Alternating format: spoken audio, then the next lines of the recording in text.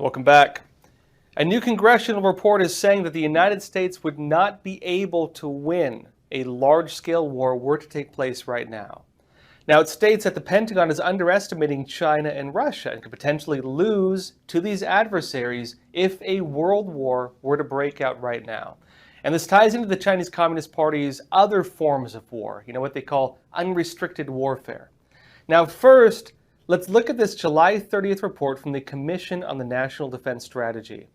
It says China, and to a lesser extent Russia, is fusing military, diplomatic, and industrial strength to expand power worldwide and coerce its neighbors.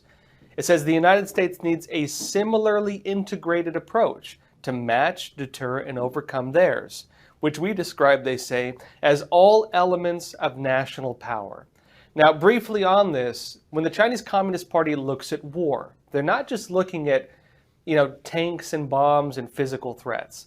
They're looking at the nationalization of every element of national power.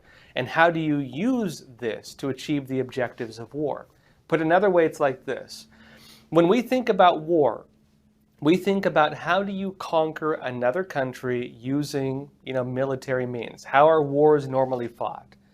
For the CCP and their unrestricted warfare strategy, what they're looking at instead is, what would you want to actually achieve if you were to wage war on another country? Imagine you wage war, you win. Good job, right? What do you get out of it? What do you actually tangibly get? Well, you get control of their government. You get control of their resources. You can control their business. Maybe you can get control of their culture and their entertainment, their media. How do you achieve these without having to wage physical warfare? So they look at ways of waging political warfare. How do you gain control over the government without invading them? They look at resource warfare. How do you gain control over their natural resources without engaging in physical war?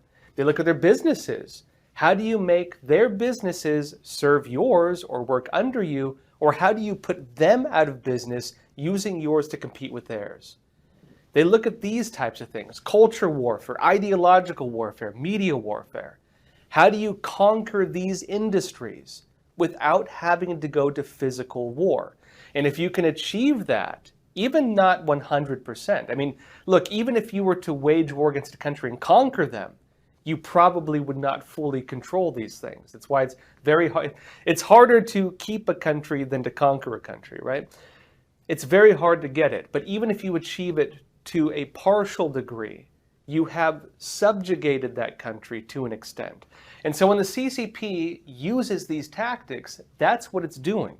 It's creating vassal states. It's creating the old forms of, national power in other countries that go through more of a Machiavellian type approach. You're looking to control them while maintaining the illusion that they're still independent countries. And for a lot of countries on Earth, the CCP has some degree of power like this.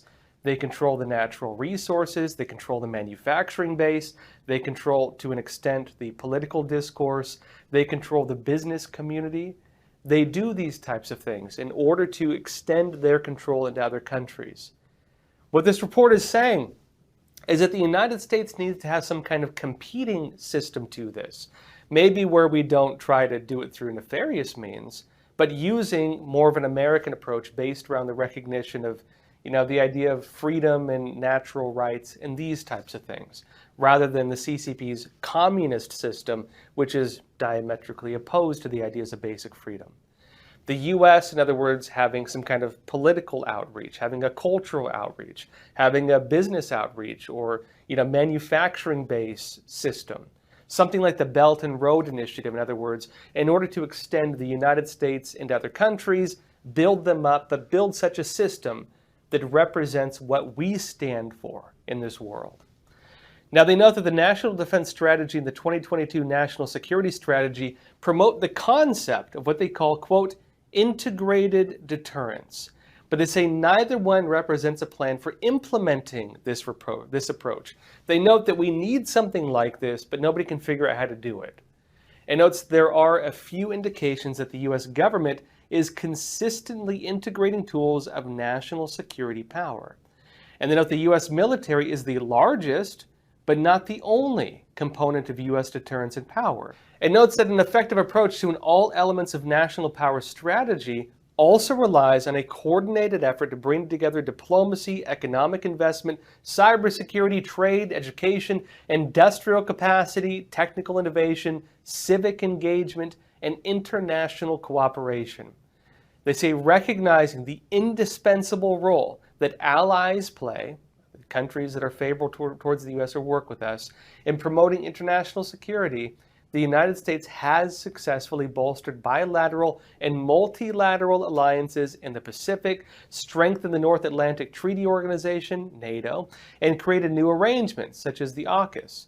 And notes the United States cannot compete with China, Russia, and their partners alone. We can't do it by ourselves, and certainly cannot win a war that way. If the United States is going to push back against us, in other words, we need friends, and we need to work with those friends and build up those friends and develop their countries and help them become stronger, in other words. And they note that given the growing alignment of authoritarian states, all the totalitarian countries on earth uniting under the single CCP banner, fighting against the free world right now, they say the United States must continue to invest in strengthening its allies, building them up, and integrating its military and economic, diplomatic, and industrial efforts with theirs, building up their industries, making better diplomatic ties, helping their businesses, working on that side as something to support the military side. Because military strength is built on the foundation of all those other elements. Now, they note that alliances are not a panacea, but the U.S. force structure should account for the forces and commitments from U.S. allies. We need to get them fighting alongside us. Now, look, personally, I fully agree. Actually, for me, I'd say this is the biggest military threat from the CCP. The biggest threat from the CCP is not the PLA. It's not the People's Liberation Army and their normal fighting force. The biggest threat from the CCP is unrestricted warfare and subversion. For them, that is their primary fighting force. The agents of influence, the people trying to, subjugate governments and subjugate businesses and control them using influence operations to bribe them, to blackmail them, to get them caught in honey traps, to give them money and, stroke their egos, and to get them kowtowing to the CCP and selling out their countries. That is the main force of the CCP's operations. And look, the reality is, we are already in a war with the Chinese Communist Party on this front when it comes to unrestricted warfare, not conventional warfare. And frankly, we've not really treated it this way as a country. What this report is calling for is a recognition that that is, in fact, a war-fighting ground. And they're asking the United States to engage on that war-fighting ground and recognize the battle we are already in, whether we like it or not. And look, on the point of U.S. alliances, this is important also. One issue is also getting into the countries to build up their own militaries. This is one issue America's had. We want other countries to also, pay their fair share into NATO, to build up their own militaries and not just depend on us, right, to the extent that they can. So that the United States, were an actual war to happen, is not just the only fighting force, the only major one. Now look, this actually has been more of the trend in recent years.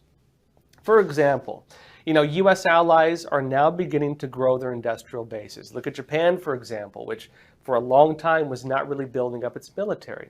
Look at Australia, for example, which is now looking at more maritime operations. Look at the Philippines, for example. Look at most of Western Europe, which is now starting to wake up and realize that the war is on their doorstep, and some of them are not prepared for it. Other countries are now stepping up to the plate, and so the United States has an opening to help them build that and work together more closely with them on that defensive front. But the other issue is, look, again, when it comes to unrestricted warfare, we can't just think of defense as a conventional military issue. And so, especially when it comes to the CCP's business programs, for example, the Chinese Communist Party will use money and business as tools to then lobby and influence politics and even local opinion.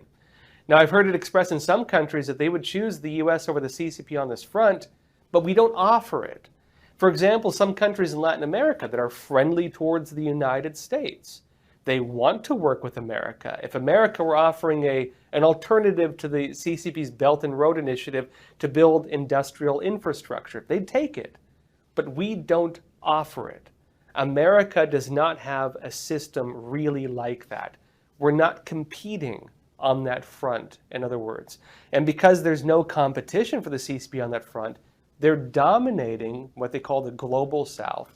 They're dominating a lot of Asia. They're even dominating some of Europe. Look, even Italy is part of the Belt and Road Initiative.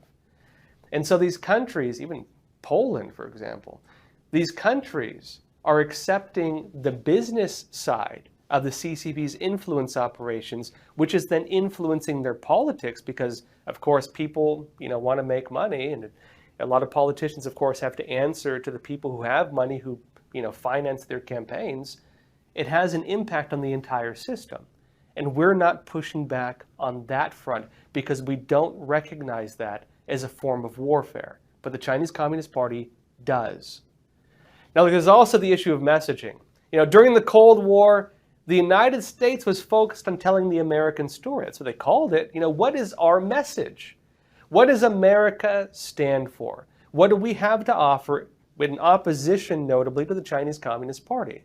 Well, what's our message right now? The United States doesn't really have one. We stopped doing this. We stopped telling the American story. We stopped promoting a moral high ground.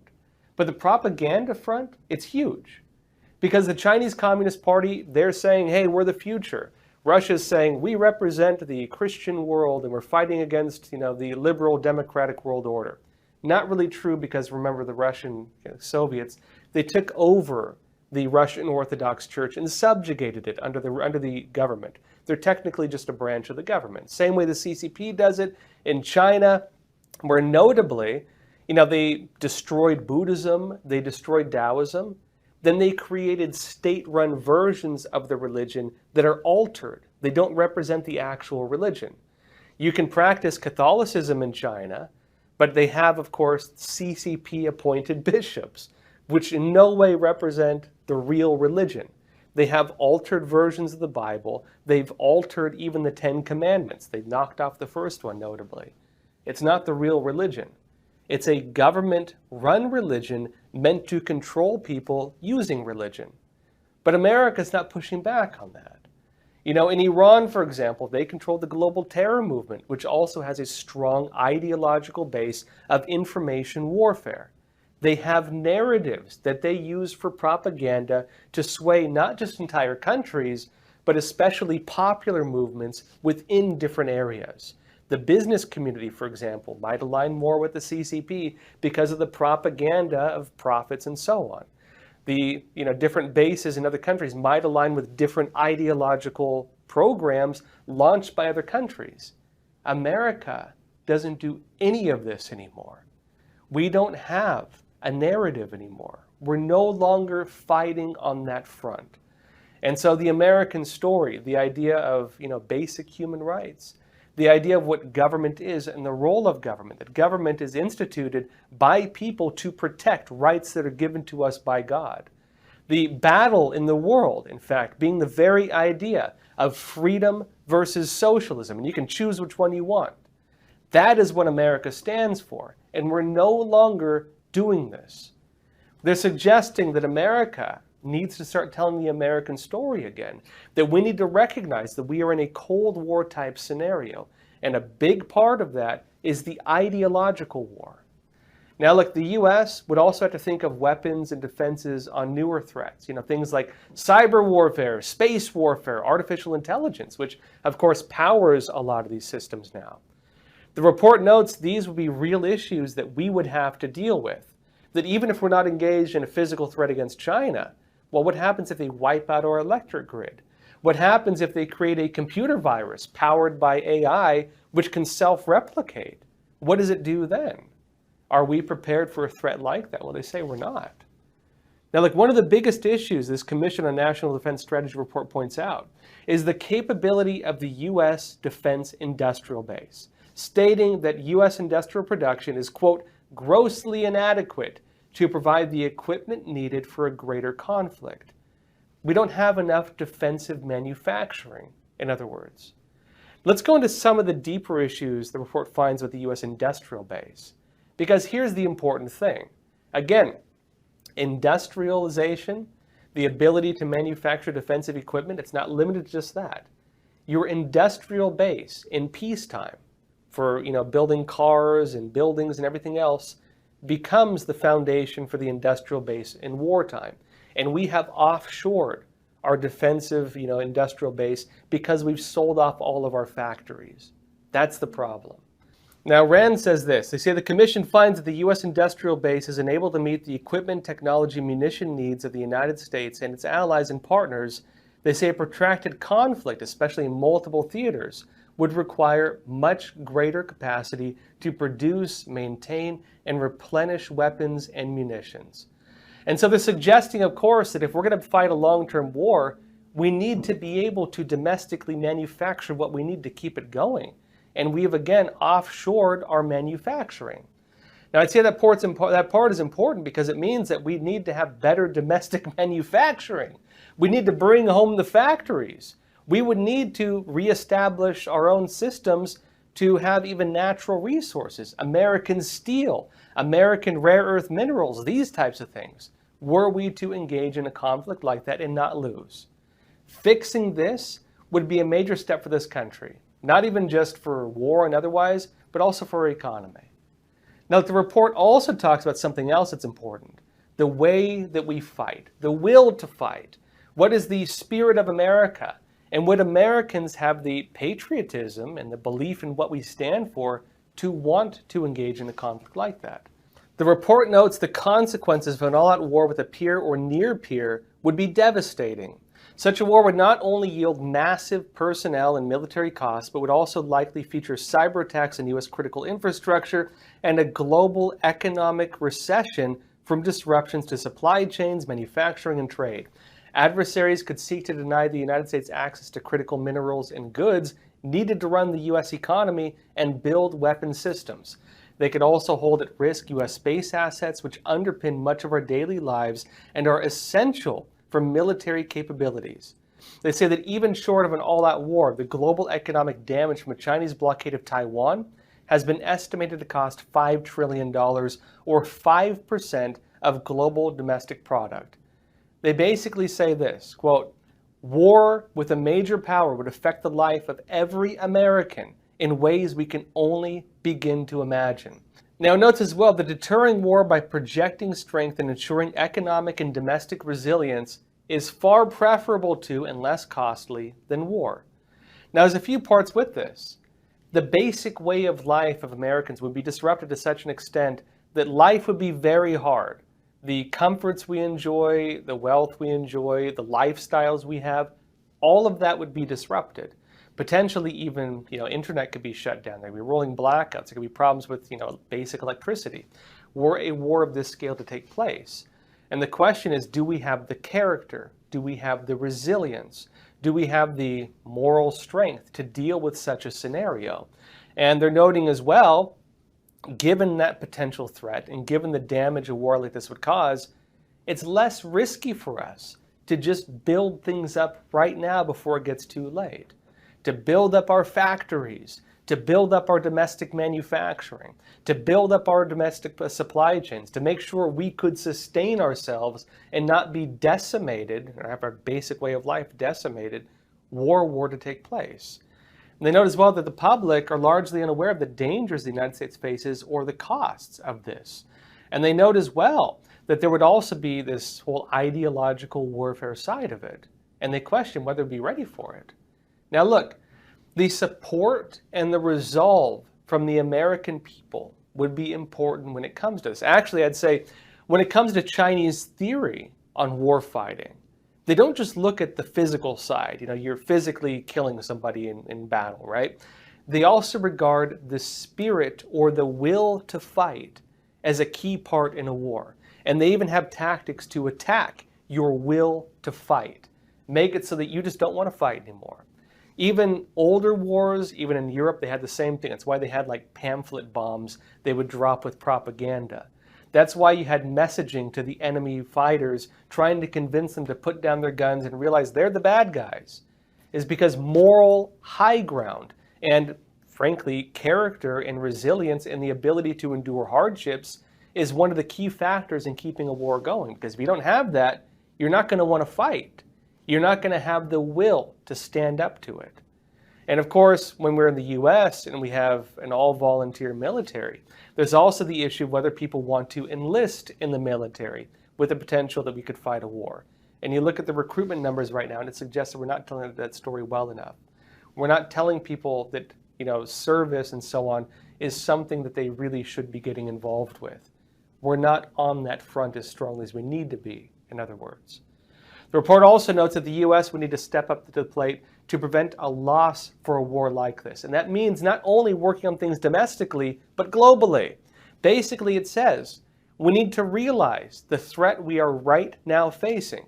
Know that the Chinese Communist Party and its allies are moving towards a war with us, whether we like it or not. And we need to seriously get ahead on that globally. Now, something very interesting in the report is also the idea of integrated deterrence. The report notes the National Defense Strategy promotes the concept of integrated deterrence. And they note as well further in that the National Defense Strategy argues that such a comprehensive effort is needed to counter the holistic strategies that China and others employ to achieve their objectives. Now, given this, again, we talked about not just normal conventional war, but unrestricted war. Business, politics, diplomacy, again, even propaganda. And of course, the idea that while the CCP is fighting on that front, we to a large scale are not. But the important part with this is that fighting back on that front could not just be a U.S. approach. They note again the importance of U.S. allies. If we're building up NATO, if we're working with the Philippines, Japan, and Australia and other countries, if we're working in the Arctic with our allies against the Chinese Communist Party, we need to work with them as well to fight not just the physical war, but the ideological war, the business war, the manufacturing war, the industrial base, all of that. All these countries need to build themselves up, become stronger, and work on that as also a way of deterring the threats from the Chinese Communist Party and its entire global network of totalitarian regimes that it is right now building. And they also point out how big the ambitions of the Chinese Communist Party are and what threats they pose. In fact, the National Defense Strategy names China as the pacing challenge, as I mentioned, and invokes the National Security Strategy findings that China is, quote, the only competitor with both the intent to reshape the international order and increasingly the economic, diplomatic, military, and technological power to advance that objective. They're the only one that could achieve it, in other words, if we don't push back. They say China has strategically and systematically used the coordinated elements of national power to build an economic, diplomatic, industrial, and military strength to assert dominance in East Asia and project influence globally. And they say, we agree that China poses the preeminent challenge to U.S. interests and the most formidable military threat. They also state we agree with the 2022 National Defense Strategy and making China the top priority for U.S. planning and investment. Now look, the idea of how the U.S. needs an integrated and coordinated strategy would be big. And again, that's a strategy the United States would also need to get its allies on board with. They note that we would need different countries fighting alongside us on every single front. And also, look, pushing back on the CCP on this front would mean getting the U.S. allies on the same page with recognizing and understanding this threat, understanding the nature of unconventional warfare. And basically, as the CCP builds up its whole alternate world order, which they're doing right now, the United States needs to push back against that and form a separate global system that is able to resist and willing to stand up to what the Chinese Communist Party is doing. And the U.S. would also have to consider that all the CCP's unrestricted warfare tactics would likely be used against our allies as well. They need to understand how to fight back against that war be equipped to fight back against it, and to begin doing it, because whether they like it or not, just like us, they are already in it. Now, one thing I would personally add to this report is also the United States and its allies would need to seriously consider and take into account the Chinese Communist Party's assassin's mace strategy. That includes the issue of surprise attack. Were the CCP to actually wage war in other countries, you would see a rapid surprise attack using multiple unconventional weapons. There's also the risk, notably, of biological warfare. We talked before about how the CCP is, of course, gathering biometric data, including, for example, on DNA strands of individual races, and building biological weapons targeting those. And there's also the fifth column. You know, the CCP's united front, the spies, the front operations, the people who are working in the shadows and who would become fighting forces within countries were a war to break out. They also have networks, notably in the criminal underworld, the CCP working, for example, with drug cartels and gangs and doing money laundering for them. These would also need to be recognized as threats tied in with the CCP system. But like what the report really calls for sounds like the start of a new Cold War. In fact, it suggests that whether we like it or not, we're already in a new Cold War in every single facet. Just we have not yet waken up to realize the battle that we have been dragged into, whether we like it or not. The problem we have is that the United States and the free world, they're only now starting to recognize the real threats from the CCP, because, you know, the CCP is finally not trying to hide it anymore. The Chinese Communist Party is deeply intertwined with the economies of the United States and a lot of our allies, like NATO countries and US allies in the Asia Pacific. And many of these countries, they're recognizing this now. They're starting to, de-risk. They're, to an extent, decoupling from China. They're pulling businesses out. They're pulling investments out. Sanctions and tariffs are pushing that faster. But still, the Chinese Communist Party is using these channels. And there also isn't much of a global pushback on the CCP's united front, frankly. It's spy networks, it's secret police stations, it's influence networks, it's tools to subvert, influence, blackmail, and coerce politicians, business leaders, journalists. But it does seem things are changing.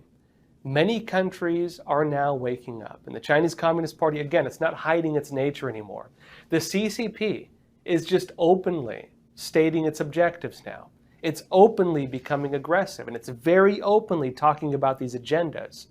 And with this, programs to counter the CCP on all fronts, including manufacturing and resources and all these other areas, this would seriously benefit the free world were we to begin building it up again. And of course, not only would this represent a pushback against the CCP, this would represent a revitalization of the free world and what we stand for. Well, everyone, that's all for today. Let me know what you think about this defense strategy. Do you think the U.S. would actually be able to fight a war were it to happen right now? World War III? Let me know in the comments. Also, please share this episode. Help us get the word out. And as always, please take care of yourselves, stay informed, and stay free. Thank you.